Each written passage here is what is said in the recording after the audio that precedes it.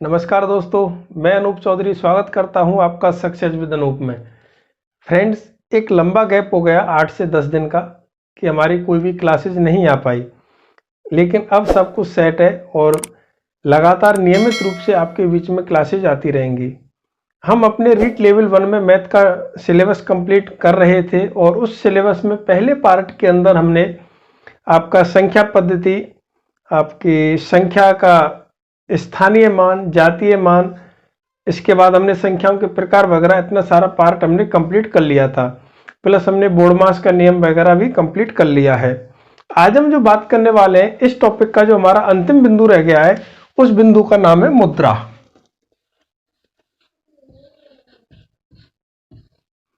मुद्रा फ्रेंड्स, इस टॉपिक से, इस बिंदु से प्रश्न आते रहे हैं एग्जाम में। तो इस हालांकि अगर देखा जाए इस टॉपिक को समझने में जरा सी भी कठिनाई नहीं है, लेकिन फिर भी क्योंकि कोई भी सिलेबस में अगर टॉपिक दिया गया है तो ऐसा नहीं कि वो कम महत्वपूर्ण हो, हमें प्रत्येक टॉपिक को उतने ही ध्यान से समझना है। तो इस टॉपिक को भी आप जब ध्यान से समझेंगे तो आप जानेंगे कि बहुत सारी बातें इसमें हमारे सीखने वाली हैं।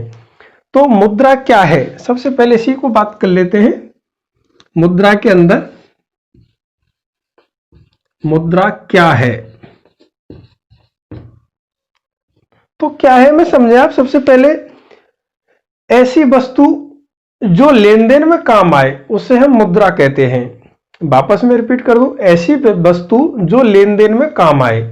जैसे आपने देखा होगा हमारे गांव वगैरह में कोई, जैसे मान लीजिए सब्जी बेचने आया, तो आप देखते होंगे गांव में जैसे नाज से भाई ले जा, तो गेहूं जितना है उतनी ही मात्रा में सब्जी तोल के दे दी जाती है। तो ये जो कहलाता था, इसको हम बोलते थे वस्तु विनिमय। वस्तु विनिमय, वस्तु विनिमय यानी कि वस्तुओं का आदान प्रदान। आपके पास जो वस्तु है आप वो मुझे दे दीजिए और मेरे पास जो वस्तु है वो मैं आपके लिए दे देता हूं। लेकिन धीरे धीरे क्या हुआ, मान लीजिए आपके पास बहुत ही अच्छे कपड़े हैं, उन कपड़ों से बदलने के लिए मेरे पास ऐसी कोई सामग्री नहीं है कि जिसकी आपको आवश्यकता हो, लेकिन मुझे आपसे वो कपड़े खरीदने हैं। तो अब खरीदने के लिए क्या किया जाए, तो ऐसी स्थिति में एक अर्थशास्त्री ने वैकल्पिक मार्ग निकाला जिसका नाम था मुद्रा। एक ऐसी वस्तु तैयार की गई जिसका मार्केट वैल्यू उस वस्तु के बराबर की हो। इस प्रकार से यहां से हमारी मुद्रा की प्रारंभ हुई और इसीलिए हमें इस मुद्रा की आवश्यकता हुई, क्योंकि अगर हमें वस्तुओं का विनिमय करना है, आदान प्रदान करना है, तो जरूरी नहीं सबके पास एक्सचेंज करने के लिए वस्तुएं हों। तो इसलिए उसके विकल्प के रूप में एक मुद्रा के ऑप्शन को हमारे बीच में लाया गया। अब बात आती है मुद्रा के प्रकार के बारे में। प्रकार, मुद्रा कितने प्रकार की होती है? अगर मोटे तौर पर हम देखें तो मुद्रा 4 प्रकार की होती है। सबसे पहली जैसे सिक्के, हमारे पास सिक्के के रूप में मुद्रा विद्यमान रहती है। 1 रुपए का सिक्का, 2 रुपए का सिक्का, 5 रुपए का सिक्का। एक ऐसे ही अगर एक अलग प्रकार की मुद्रा की बात करें तो उसको हम बोलते हैं पत्र मुद्रा।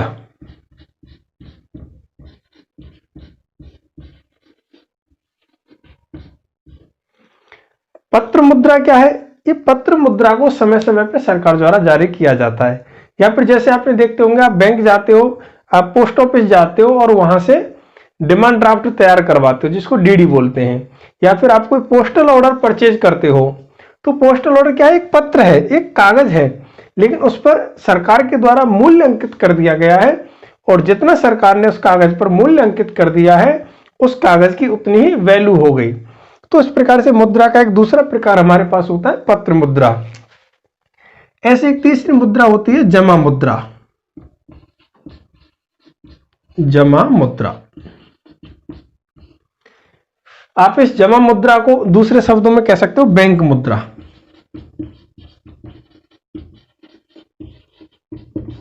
आजकल पैसे को बैंकों में जमा किया जाता है और वह भी एक हमारे प्रकार की मुद्रा होती है, उसको हम क्या बोल देते हैं? जमा मुद्रा बोल देते हैं। अन्य प्रकार होता है प्लास्टिक मुद्रा।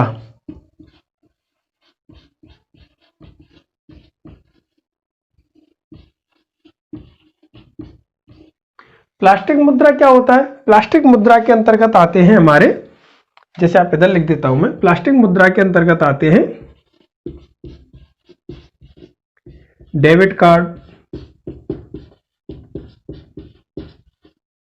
क्रेडिट कार्ड आदि। डेबिट कार्ड जो कि आप और हम सब लोग यूज करते ही हैं, एटीएम कार्ड जिसको हम बोलते हैं, ये सभी किसके अंतर्गत आते हैं? प्लास्टिक मुद्रा के अंतर्गत आते हैं। इसी प्रकार का एक अन्य प्रकार होता है आभासी मुद्रा। आभासी मुद्रा, आभासी मुद्रा से क्या तात्पर्य है? आभासी ऐसी मुद्रा जिसको सिर्फ महसूस किया जा सकता है, उस मुद्रा को हाथों में नहीं लिया जा सकता। जैसे फॉर एग्जांपल आपसे पूछा जाता है कि बिटकॉइन किस प्रकार की मुद्रा का उदाहरण है, और आपके सामने इस प्रकार के ऑप्शन लिखे हुए हैं, सिक्के, पत मुद्रा, जमा मुद्रा, आभासी मुद्रा, तो हमारा आंसर होगा बिटकॉइन आभासी मुद्रा का उदाहरण है। तो इस प्रकार से फ्रेंड्स, ये तो थोड़ा सा मुद्रा की एक बैकग्राउंड हुआ। मैं ये नहीं कह रहा कि ये मुद्रा अभी तक मैंने जो आपको पता है ये एग्जाम में आएगा, लेकिन किसी भी टॉपिक को शुरू करने से पहले हमें उसके बैकग्राउंड के बारे में पता होना चाहिए कि मुद्रा वास्तव में है क्या। अब हमने जान लिया मुद्रा क्या है। मुद्रा एक ऐसी वस्तु है जिससे किसी भी वस्तु को हम खरीद सकते हैं। मुद्रा की आवश्यकता क्यों हुई? क्योंकि प्राचीन समय में तो वस्तु विनिमय हो जाता था, वस्तु के बदले आदान प्रदान हम कर लेते थे। लेकिन जैसे जैसे समय बढ़ता गया और तो हमें वस्तु के बदले कोई ऐसी एक वस्तु निर्धारित करनी थी जिसकी मार्केट रेट उस वस्तु के इक्वल हो।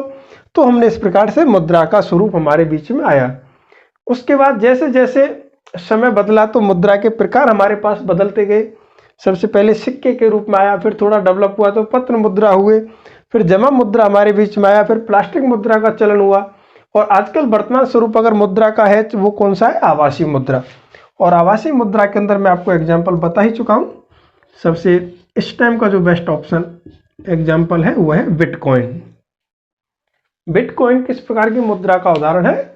आभासी मुद्रा का उदाहरण है। तो अब हमने मुद्रा के बैकग्राउंड को जान लिया। अब हम बात करते हैं भारतीय मुद्रा की। ये तो मुद्रा का बेसिक कॉन्सेप्ट था। अब हम किस मुद्रा की बात करेंगे? तो हमारा बिंदु होगा भारतीय मुद्रा। भारतीय मुद्रा,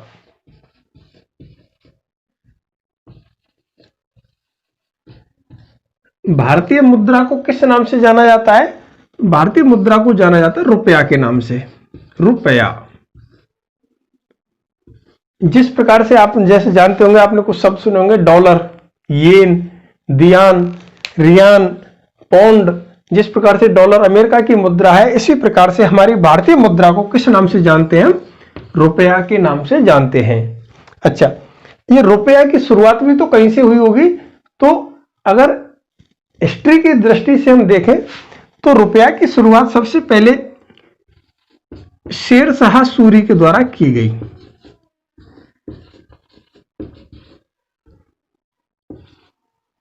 शेरशाह सूरी के द्वारा सर्वप्रथम भारत में रुपयों का चलन किया गया। इसके बाद अगर हम बात करें थोड़ा सा और आगे की ओर बढ़े तो 1947 तक,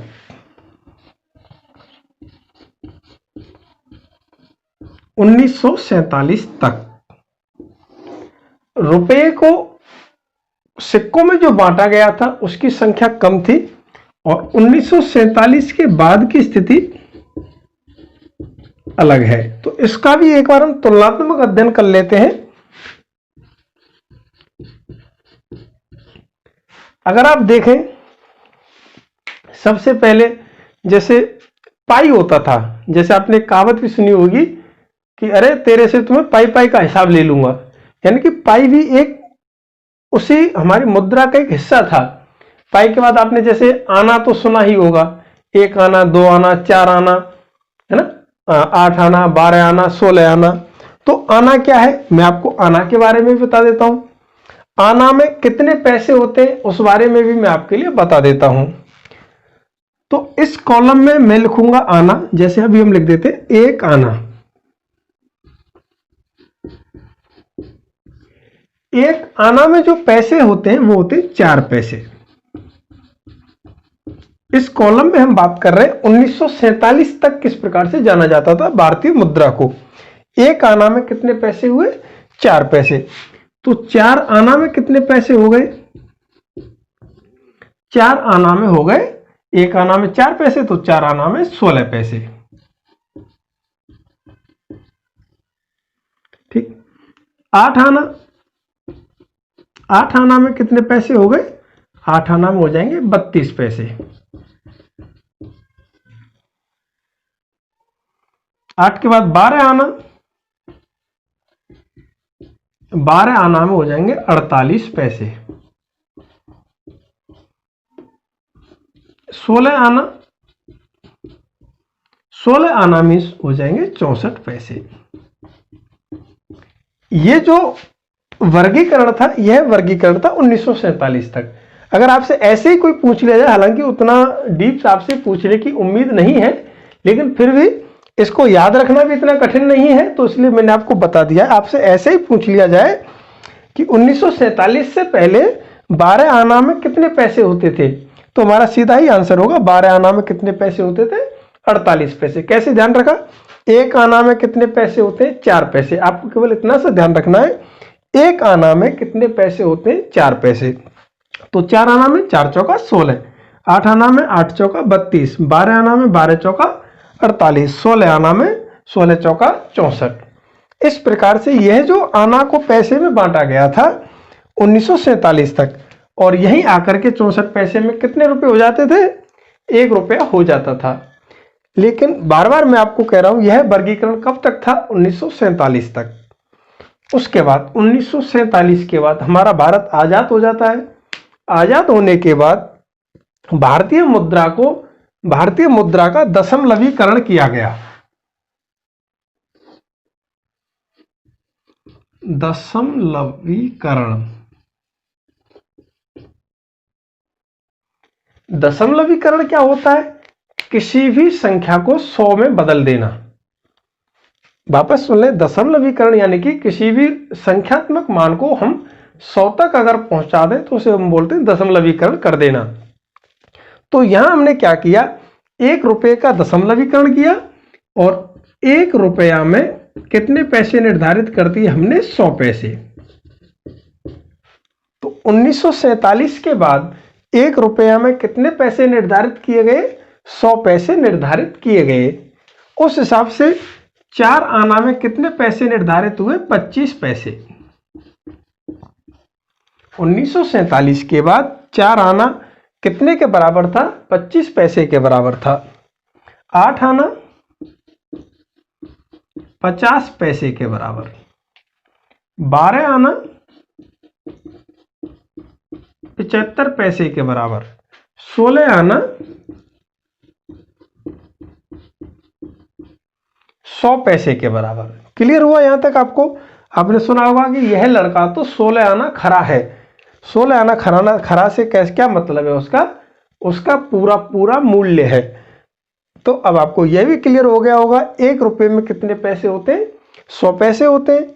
16 आना में कितने पैसे होते हैं? 100 पैसे होते हैं।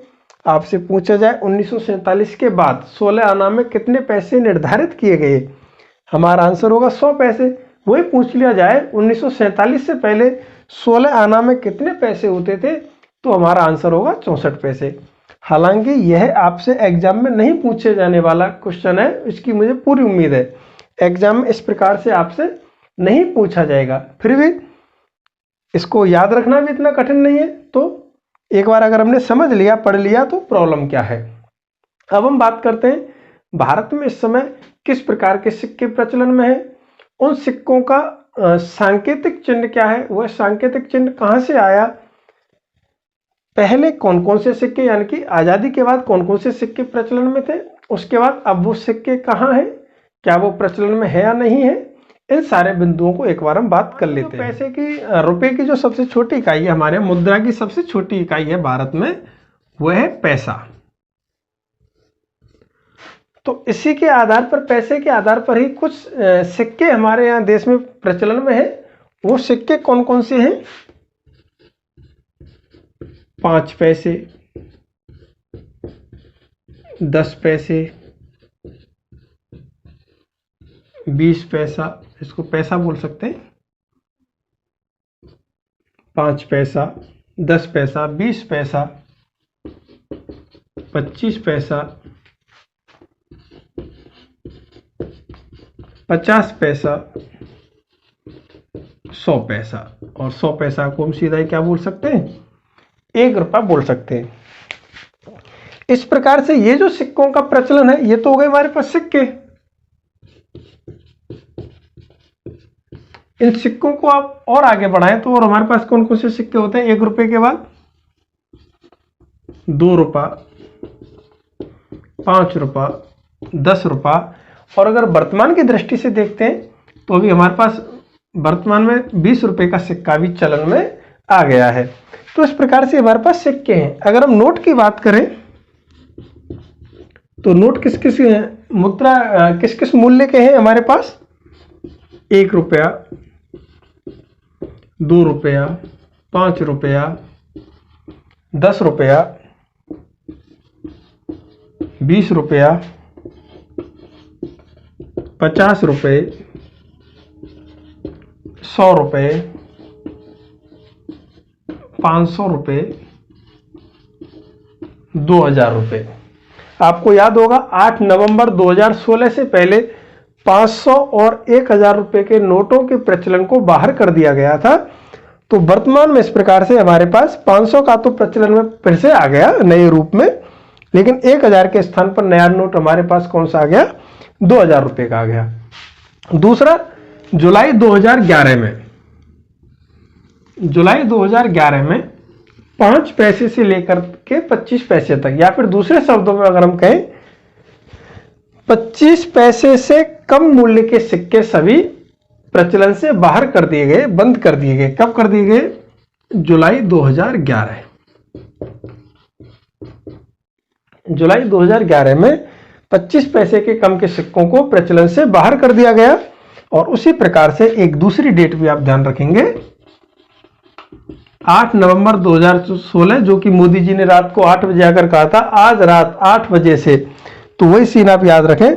8 नवंबर 2016 को 500 और 1000 रुपये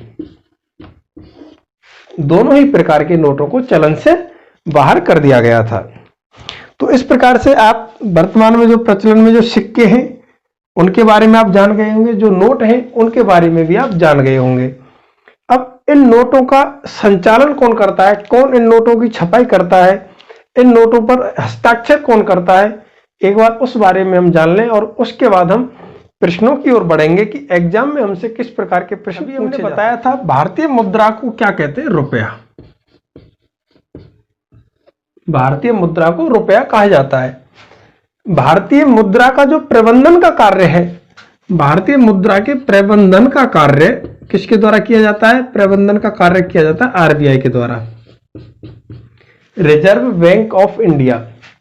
रिजर्व बैंक ऑफ इंडिया के द्वारा भारतीय मुद्रा के प्रबंधन का कार्य किया जाता है। और रिजर्व बैंक ऑफ इंडिया का प्रबंधन कौन करता है? तो रिजर्व बैंक ऑफ इंडिया के प्रबंधन की अगर बात की जाए तो इसका प्रबंधन किसके हाथ में है? भारत सरकार के हाथ में है।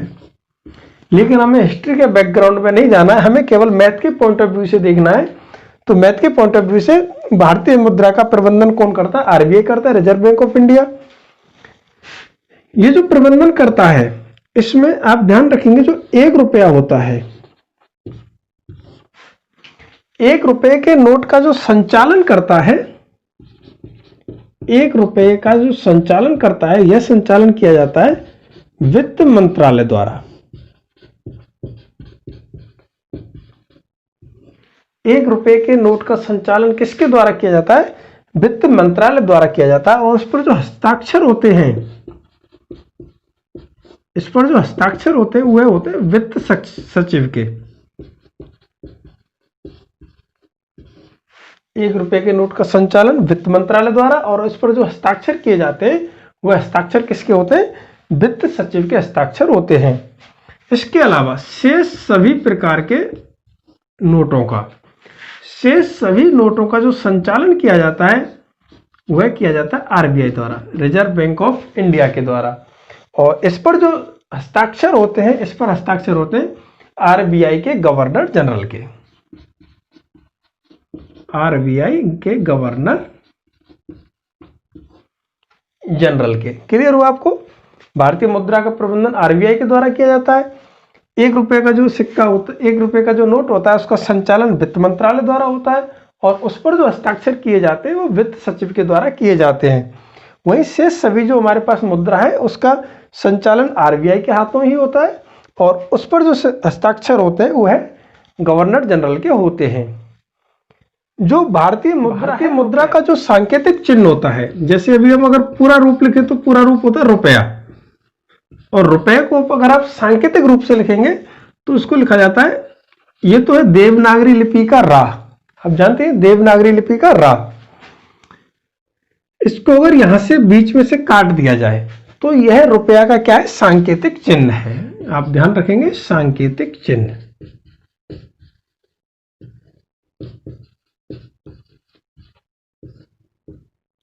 रुपया का सांकेतिक चिन्ह।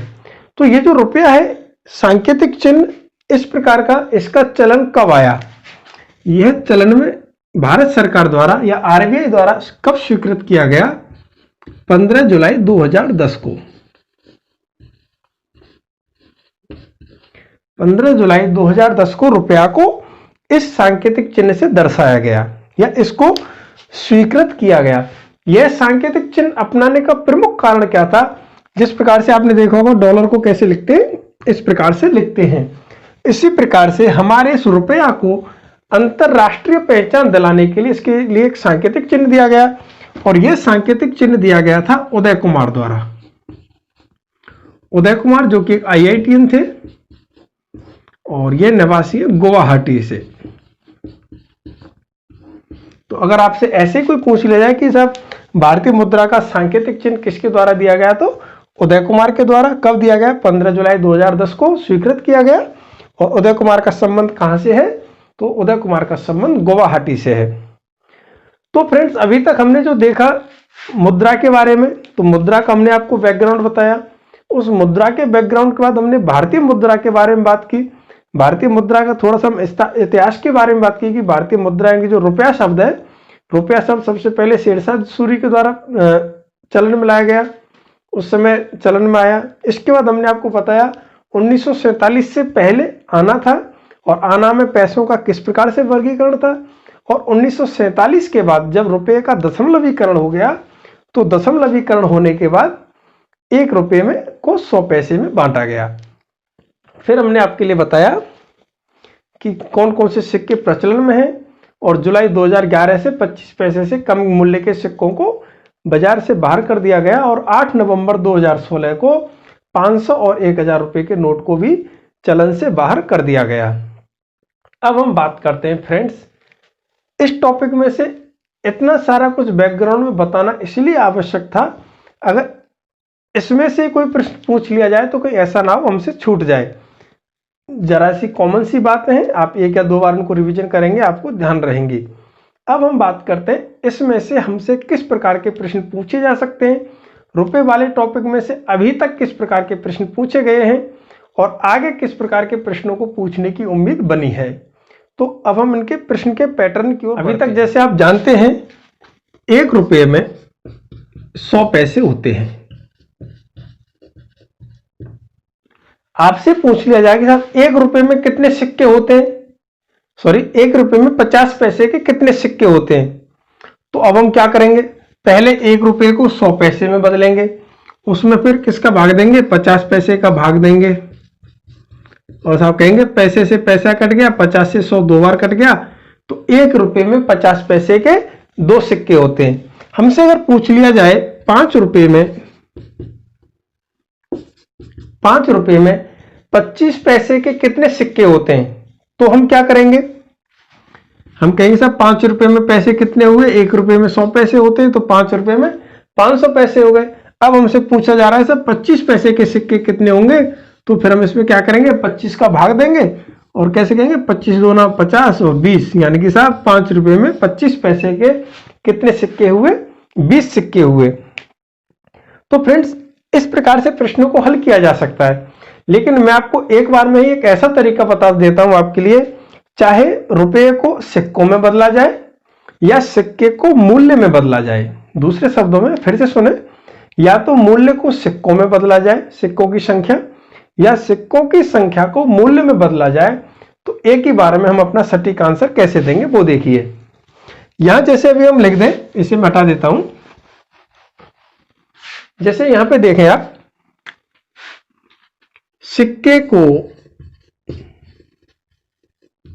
सिक्के यानी कि सिक्के से मतलब सिक्के की संख्या, सिक्कों की संख्या ऐसे लिख देता हूं। सिक्कों की संख्या को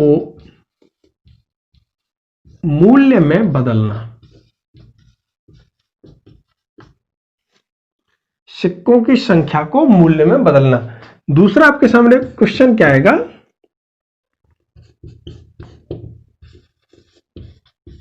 किसी मूल्य को सिक्कों की संख्या में बदलना। पहला हमारे सामने क्वेश्चन हो सकता है, हमारे सामने कोई सिक्कों की संख्या दे दी जाएगी और सिक्कों की संख्या को मूल्य में बदलने के लिए कहा जाएगा। दूसरी हमारे सामने स्थिति बन सकती है, हमारे पास कोई मूल्य दिया जाएगा और मूल्य को सिक्कों की संख्या में बदलना होगा। तो आपको इस प्रकार के प्रश्न के लिए केवल दो ही चीजें ध्यान रखनी है। जब भी आपसे कहा जाए सिक्कों को मूल्य में बदलो, अगर सिक्कों को मूल्य में बदलने के लिए कहा जाए तो आपको भाग देना है। अगर सिक्कों को मूल्य में बदलने के लिए कहा जाएगा तो हम क्या देंगे, भाग देंगे।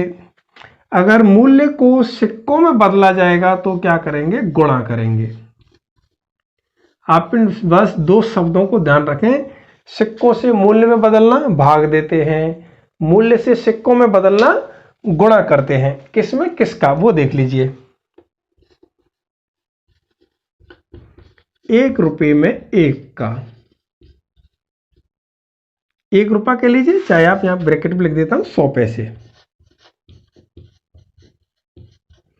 100 पैसे या 1 रुपये में 1 का। 50 पैसे में 2 का,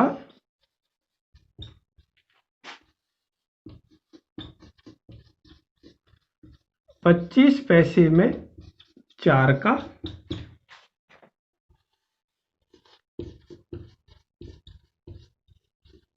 20 पैसे में 5 का, 10 पैसे में 10 का,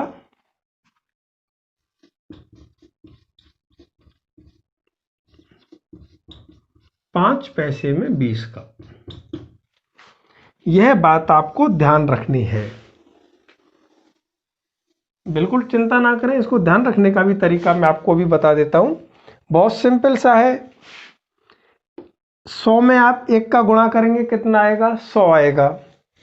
यहां देखें, अगर आप 100 पैसे में 1 का गुणा करते हैं कितना आएगा, 100 आएगा। 50 पैसे में 2 का गुणा करते हैं 100 आएगा। 25 पैसे में 4 का गुणा करते हैं 100 आएगा। 5 पैसे में 20 का गुणा करते हैं 100 आएगा। 10 पैसे में 10 का गुणा करेंगे 100 आएगा। 20 पैसे में 5 का गुणा करेंगे 100 आएगा। आप समझ गए होंगे मैं क्या कहना चाह रहा हूं। अगर हमसे कहा जाए सिक्कों की संख्या को मूल्य में बदलो, क्या करेंगे, भाग देंगे। किस में किसका भाग दे देंगे, 100 में 1 का, 50 पैसे में 2 का, 25 पैसे में 4 का, 20 पैसे में 5 का, 10 पैसे में 10 का, 5 पैसे में 20 का। अगर हमसे कहा जाए मूल्य को सिक्कों में बदलो तो हम क्या करेंगे, गुणा करेंगे। किसका गुणा करेंगे, 100 पैसे में 1 का, 50 पैसे में 2 का, 25 पैसे में 4 का, 20 पैसे में 5 का, 10 पैसे में 10 का और 5 पैसे में 20 का। क्लियर हो गया होगा। फिर से सुने अंतिम बार, सिक्कों को मूल्य में बदलना है, भाग देंगे। मूल्य को सिक्कों में बदलना है, गुणा करेंगे। इन दोनों ही प्रकारों का मैं आपको क्वेश्चन में प्रयोग करके बता देता हूं, जिससे आपको एकदम से क्लियर हो जाए। क्वेश्चन लेते हैं, 8 रुपये में 20 पैसे के सिक्कों की संख्या बताओ। हमारे सामने पहला प्रश्न है, 8 रुपये में 20 पैसे के सिक्कों की संख्या बताओ। या तो आप इसको ऐसे करें, कितने रुपयों की बात हो रही है, 8 रुपए की बात हो रही है। 1 रुपए में 100 पैसे होते हैं, तो 8 रुपए में कितने पैसे हो जाएंगे, 800 पैसे। हमें कितने पैसे के सिक्कों की संख्या बतानी है, 20 पैसे के सिक्कों की संख्या। तो आप 800 में किसका भाग दे देंगे, 20 का भाग दे देंगे। 0 से 0 कट जाएगी, 2 से 8 कट जाएगा, 4 बार कितना आ गया, 40। हमारा आंसर कितना हो जाएगा, 40 सिक्के। लेकिन अभी आपको ध्यान होगा, मैंने थोड़ी देर पहले बताया है, अगर मूल्य को सिक्कों में बदला जाए, यानी कि जो रुपया है उस रुपये को किस में बदला जाए, सिक्के में। यहां प्रश्न में ध्यान दें, रुपये को किस में बदला जा रहा है, सिक्के में बदला जा रहा है। तो रुपये को सिक्के में बदलने के लिए क्या करते हैं, बिल्कुल ठीक, गुणा करते हैं। अभी थोड़ी देर पहले आपके लिए मैंने बताया है, रुपये को सिक्के में बदलने के लिए गुणा करते हैं। ठीक, किस में किसका, 1 रुपये में 1 का, 50 पैसे में 2 का, 25 पैसे में 4 का, 20 पैसे में 5 का, 10 पैसे में 10 का, 5 पैसे में 20 का। यहाँ किसकी बात हो रही है, 20 पैसे की। तो 20 पैसे की बात हो रही है, तो कितने का गुणा किया जाएगा, 5 का गुणा किया जाएगा। 8 में किसका गुणा कर दीजिए, 8 गुणा 5, कितने सिक्के, 40 सिक्के। क्लियर हुआ, रुपए से हमने सिक्के में बदला, इसलिए क्या किया, गुणा कर दिया। अगर हमको सिक्के से रुपए में बदलना होता तो क्या करते, भाग करते। आइए कुछ और एग्जांपल देखिए। 50 पैसे के 40 सिक्कों का मूल्य क्या होगा। अगर हमको उसी पुराने तरीके से करना है तो कैसे करेंगे, हमसे पूछा है साहब 50 पैसे के 40 सिक्के, एक सिक्का कितने का है साहब, हम कहेंगे साहब 50 पैसे का। तो 40 सिक्के कितने के हो जाएंगे, तो हम क्या करेंगे, 50 गुणा 40, 5 चौका 20, यानी कि 2000 पैसे। हमें पता है 1 रुपए में कितने पैसे होते हैं, 100 पैसे होते हैं। 2000 में हम जब 100 का भाग देंगे, हमारा आंसर आएगा 20 रुपए। कि साहब जो 50 पैसे के सिक्के हैं उनका मूल्य कितना हुआ, 20 रुपए हुआ। लेकिन अभी मैंने आपको बताया था, उससे अगर हम करेंगे, इस बार हमें सिक्के को किस में बदलना है, मूल्य में बदलना है। सिक्के को मूल्य में बदलने के लिए क्या करते हैं, भाग देते हैं। सिक्के को मूल्य में बदलने के लिए भाग देते हैं, किसमें किसका, 50 पैसे में 2 का। यहां सिक्के कितने, 40 है, 40 में 2 का भाग दे दीजिए, कितना आ जाएगा, 20 रुपए। क्लियर हुआ आपको। अगला प्रश्न देखिए, 25 पैसे के 28 सिक्कों का मूल्य। पैसे दिए गए हैं, सिक्के दिए गए हैं, और सिक्के को किस में चेंज करना है, मूल्य में बदलना है। मूल्य में बदलने के लिए क्या करेंगे, भाग देंगे। 25 पैसे में किसका भाग देंगे, 4 का भाग देंगे। तो 28 में जब आप 4 का भाग देंगे तो 4 सत्ते 28, कितना आंसर आ जाएगा हमारा, 7 रुपए। अंतिम क्वेश्चन देखें इस प्रकार का, 7 रुपए में 25 पैसे के कितने सिक्के होंगे। यहां हमें रुपये को किसमें बदलना है, सिक्कों में बदलना है। रुपये को सिक्कों में बदलने के लिए क्या करते हैं, गुणा करते हैं। 25 पैसे के लिए किसका गुणा करेंगे, 4 का गुणा करेंगे। तो आप 7 गुणा 4 कर दीजिए, 7 चौका 28 सिक्के। उम्मीद करता हूं अब आपको बहुत अच्छे से समझ में आ गया होगा, मूल्य को सिक्के में कैसे बदलते हैं और सिक्के को मूल्य में कैसे बदलते हैं। यह प्रश्न और यह प्रश्न दोनों ही एक दूसरे के विपरीत हैं, विलोम है। इस प्रश्न को ही मैंने इस प्रश्न में कन्वर्ट किया है। तो अब आप सिक्के को मूल्य में और मूल्य को सिक्के में बदलना सीख गए हैं। तो अब हम अगले क्वेश्चन शुरू करने से पहले हम बात करते हैं इस टॉपिक में से हमारे एग्जाम में किस प्रकार का प्रश्न अभी तक पूछा गया है। उसके बाद हम बात करेंगे आगे किस प्रकार के प्रश्न हमसे पूछे जाने की उम्मीद है। यहाँ जो पहला प्रश्न लिखा हुआ है, यह पहला प्रश्न हमारी 2011 की परीक्षा में आया हुआ है। इन प्रश्नों को बताने का मेरा पर्पज केवल इतना सा ही है जिससे हम समझ लें एग्जाम में हमसे किस प्रकार के प्रश्न अभी तक पूछे गए हैं। 2011 में जो प्रश्न हमसे पूछा गया था, 25 पैसे के 15 सिक्कों का मान बराबर नहीं है, यहाँ प्रश्न बहुत आसान है, लेकिन जब आप प्रश्न को पढ़े तो आपको की जो पॉइंट होते हैं, की पॉइंट्स की तरफ ध्यान देना। यहां आपसे पूछा है नहीं है, इसका मतलब जो 4 ऑप्शन दिए गए हैं, 4 ऑप्शन में से 3 ऑप्शन तो इसी के बराबर होंगे, एक ऑप्शन ऐसा होगा जो इसके बराबर नहीं होगा। 25 पैसे के 15 सिक्कों का मान, तो 25 पैसे के 15 सिक्के किसके बराबर होंगे, पहले तो हम ये देख लेते हैं। तो 25 पैसे के 15 सिक्के हमारे पास हैं, तो अगर आप 25 गुणा 15 कर दें तो कर दीजिए। यहां मैं आपको बता देता हूं, 25 गुणा 15, 15 5 75, 5 हासिल 7, 15 दूना 30 और 7 37, 375 पैसे। यानी कि हमें इन ऑप्शंस को देखना है, कौन सा ऑप्शन हमारा 375 पैसे के बराबर नहीं है। क्वेश्चन क्या है, नहीं है। 1 रुपए के 3 सिक्के, 1 रुपए में 100 पैसे होते हैं, तो 3 सिक्कों में कितने पैसे हो गए, 300 पैसे हो गए, प्लस 50 पैसे का 1 सिक्का यानी कि 50 पैसे, प्लस 25 पैसे का 1 सिक्का यानी कि 25 पैसे।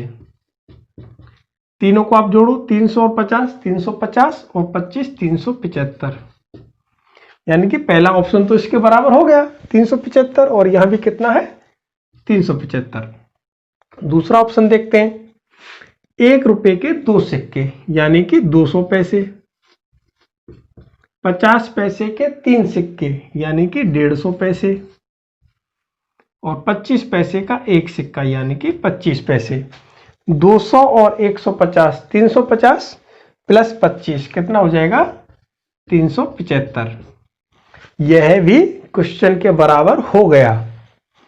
यहां 1 रुपए के 3 सिक्के यानी कि 300 पैसे, 25 पैसे के 3 सिक्के यानी कि 75 पैसे, 300 और 75 कितने हो जाएंगे, 375। यह ऑप्शन भी प्रश्न के बराबर हो गया।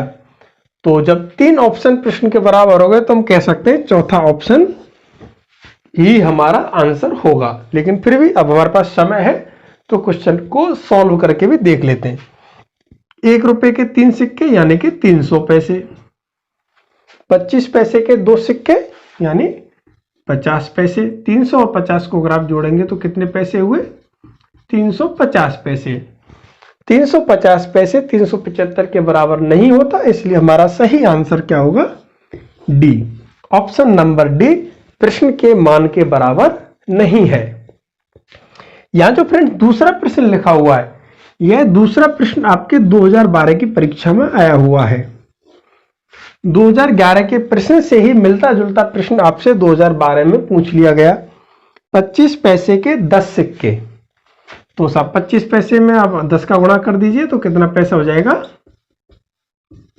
250 पैसे। देख लेते हैं 250 पैसे किस ऑप्शन का नहीं हो रहा है। 1 रुपए के 2 सिक्के यानी कि 200 पैसे, 50 पैसे का 1 यानी कि 50, कितना हो गया, 250 प्रश्न के बराबर हो गया। 1 रुपए का 1 सिक्का 100 पैसे, 50 पैसे के 3 सिक्के 150 पैसे, यह भी प्रश्न के बराबर हो गया। ऑप्शन नंबर सी देखते हैं। 1 रुपए के 2 सिक्के यानी कि 200 पैसे, 50 पैसे के 2 सिक्के हैं यानी कि 50 दूनी, सॉरी ऑप्शन नंबर सी, यहां पे 1 रुपए के 2 सिक्के हैं 200 पैसे, 25 पैसे के 2 सिक्के हैं 50 पैसे, यह भी 250 के बराबर हो गया। हमें क्या बताना है, 25 पैसे के 10 सिक्कों का मूल्य निम्न में से किसके बराबर नहीं है। यहां ऑप्शन पे ध्यान देना, हमें नहीं बताना है। 1 रुपए का 2 सिक्का है तो कितना हो गया, 200, 50 पैसे के 2 सिक्के 100, 25 पैसे का 1 सिक्का 25, 200 और 100 300 और 25 325। 325 हमारा प्रश्न के बराबर नहीं है, तो सही ऑप्शन हमारा क्या होगा, डी हमारा सही ऑप्शन हो जाएगा।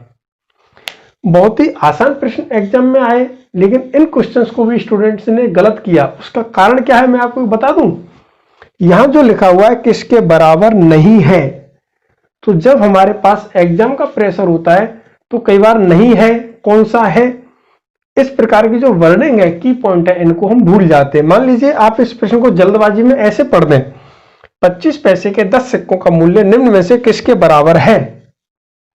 और जब आप इस प्रश्न को सॉल्व करना स्टार्ट करेंगे, पहला ही जो ऑप्शन है वो आपका किसके बराबर हो जाएगा, प्रश्न के बराबर हो जाएगा। तो सीधी सी बात है, फिर हम आगे के ऑप्शंस की ओर ध्यान ही नहीं देंगे और हम क्या आंसर कर देंगे, ए। और फिर जब हम अपना एग्जाम पेपर बाहर आके मिलाते हैं, एग्जामिनेशन हॉल के बाहर आकर मिलाते हैं, फिर एकदम से हमारी आंख फटी की फटी रह जाती है, और यार हमें ये नहीं तो दिखा ही नहीं। तो फ्रेंड्स, आप किसी भी प्रश्न को करने से पहले उस प्रश्न को, सबसे पहला प्रमुख काम तो हमारा यही है, उस प्रश्न को हम ध्यान से पढ़ लें। तो ये मैंने आपके लिए बताया कि अभी तक इस टॉपिक में से किस प्रकार के प्रश्न आपसे पूछे गए हैं। अब लास्ट में मैं आपसे उन प्रश्नों की बात करूंगा, अब आगे इस टॉपिक में से किस प्रकार के प्रश्न पूछे जाने की उम्मीद। देखते हैं, हरि के पास 10 रुपए के 4 नोट, 20 रुपए के 2 नोट तथा 50 रुपए के 5 नोट हैं, तो उसके पास कुल राशि होगी। तो आप इसको ऐसे ही मौजवानी हल कर सकते हैं। 10 रुपए के 4 नोट यानी कि 40 रुपए, प्लस 20 रुपए के 2 नोट यानी कि 40 रुपए, 20 दूना 40, यहाँ 10 चौका 40, 50 रुपए के 5 नोट यानी कि 50 गुणा 5 कर देंगे तो 250 रुपए, 250, 290, 330। तो हरि के पास कुल कितने रुपए हैं, 330 रुपए हैं। और वैसे भी हम भारतीय लोग रुपए गिनने में तो एक्सपर्ट हैं, तो इस प्रकार का अगर कोई प्रश्न आ जाएगा तो उम्मीद है आप गलत नहीं करेंगे। श्याम के पास 2000 रुपए के 4 नोट, आप 2000 गुणा 4 कर दीजिए, कितने रुपए हो गए, 8000। 200 रुपए के 9 नोट, 9 दूनी 200 कर दीजिए, 1800 रुपए है। यानी कि श्याम के खुद के पास 2000 रुपए के 4 नोट है तो 8000, और 200 रुपए के 9 नोट है तो 1800। 8000 और 1800 को आपने जोड़ दिया तो 9800। इतने रुपए तो श्याम के पास खुद के पास हैं। यदि वह राम से 10 रुपए के 100 नोट लेता है तो 10 रुपए के 100 नोट कितने हो जाएंगे, 1000 रुपए हो जाएंगे। तो अब उसके पास कितना धन हो गया, 9800 में 1000 को जोड़ देंगे तो 10,800 रुपए। अंतिम तीसरा प्रश्न है, 14,250 पैसे को रुपये में बदलो। तो रुपये में बदलने के लिए हम क्या करेंगे, भाग देंगे। क्या देते हैं, भाग देते हैं। पैसे में किसका भाग दे देंगे, 1 रुपये में जितने पैसे उसका भाग दे देंगे। तो यहाँ 14,250 में किसका भाग दे देंगे, 100 का भाग दे देंगे। 0 से 0 कट जाएगी, 1 0 है, 1 के बाद दशमलव लगा दो, 142.5 रुपए। तो 14,250 पैसे को जब हमने रुपए में बदला तो कितने रुपए हुए, 142.5 रुपए। तो ठीक फ्रेंड्स, इस टॉपिक में से ज्यादा कठिन हमारे सामने प्रश्न नहीं आते। इस प्रकार के हमारे सामने प्रश्न होंगे, कैसे एग्जाम में प्रश्न आए हमने उसको भी बता दिया। मैंने आपको मूल्य को सिक्कों में बदलना है, सिक्कों को मूल्य में बदलना भी आपके लिए सिखा दिया है। प्लस मुद्रा के बैकग्राउंड से हमसे अगर मान लीजिए कोई प्रश्न पूछ लिया जाए तो वह प्रश्न भी हमसे नहीं छूटेगा। अब अन्य महत्वपूर्ण तथ्य के रूप में भी आप 5 से 6 बातें ध्यान रखें, जिससे कि हम अपने आप पे संतुष्ट रहें कि हमने इस टॉपिक को पूरा पढ़ लिया। के समापन की ओर है, और इस टॉपिक के समापन में अन्य महत्वपूर्ण तथ्य के रूप में मैंने कुछ बिंदुओं को सम्मिलित किया है। वर्तमान में जो हमारे पास नोट प्रचलन में है, जैसे आप देख रहे होंगे 10 रुपए का नोट है, 20 रुपए का नोट, 50 रुपए, 200 रुपए, 100 रुपए, 500 रुपए और 2000 रुपए के नोट, ये हमारे सामने प्रचलन में है। तो आपने देखा होगा इन नोटों पर कुछ फोटो बने हुए हैं। तो जैसे मैं आपको सबसे पहले 10 रुपए के नोट के बारे में बताऊं, तो जो हमारी जो भारतीय मुद्रा है, इस भारतीय मुद्रा के जो 10 रुपए के नोट पर जो फोटो छपा हुआ है वह कोणार्क का मंदिर है, सूर्य मंदिर। कोणार्क का सूर्य मंदिर। तो 10 रुपए के नोट पर किसका फोटो छपा हुआ है, कोणार्क के सूर्य मंदिर का फोटो छपा हुआ है। अगर हमसे पूछ लिया जाए 20 रुपए के नोट पर किसका फोटो अंकित है, तो 20 रुपए के जो नोट पर फोटो अंकित है वह mount Harrier, mount Harrier, mount Harrier national park है, राष्ट्रीय उद्यान माउंट हैरियर राष्ट्रीय उद्यान, और यह राष्ट्रीय उद्यान कहाँ स्थित है? अगर हमसे ऐसे पूछ ले तो अंडमान निकोबार में। तो 20 रुपए के नोट पर किसका फोटो है? माउंट हैरियर राष्ट्रीय उद्यान का, जो कि अंडमान निकोबार में स्थित है। अगर आपसे पूछ लिया जाए सर 50 रुपए के नोट पर किसका फोटो है, तो 50 रुपए के नोट पर एक रथ का फोटो है। ये रथ कहाँ का है? हम्पी में स्थित रथ। एक हम्पी एक स्थान है जो कि कहाँ है? कर्नाटक में है। और यहां पर एक रथ है, ऐतिहासिक रथ, उसका फोटो 50 रुपए के नोट पर अंकित है। अगर हमसे पूछ लिया जाए 100 रुपए के नोट पर किसका फोटो है, तो 100 रुपए के नोट पर रानी की बावड़ी।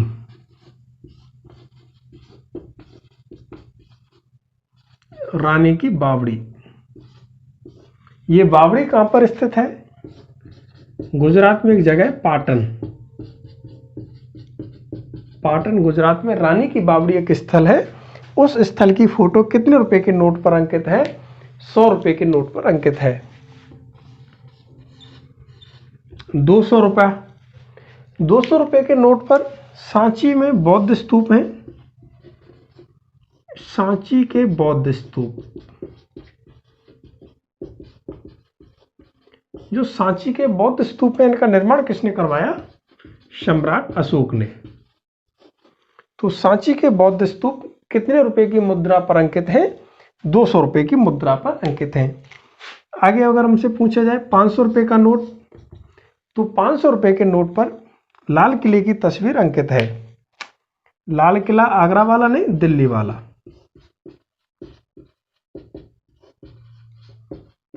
लाल किला की तस्वीर कितने रुपए के नोट पर अंकित है? 500 रुपए के नोट पर। और अंत में जो इस समय वर्तमान में प्रचलन में जो नोट है वह है 2000 रुपए का।